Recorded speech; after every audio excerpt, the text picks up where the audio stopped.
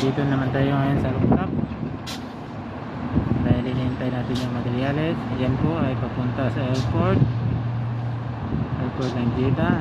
Yung nakikita nyo po yung malayo ay marami aeroplano nakaparada. Yung mga puti na yan guys, plano yan, tapos mga building. Dito po sa kabila ay may kinakonstruction din na yung bubong niya ay puro salamin guys. Tingnan nyo guys yung bubong niya, ang ganda. Salamin yan, parang magyata ito. So ito naman yung sa amin sa rooftop. So puro makina po dito sa rooftop. Yan, puro makina po yan guys. So dito sa naman na ako sa ibabaw yan guys. Mainit lang, hindi ka hindi mo po masyado mainit kaya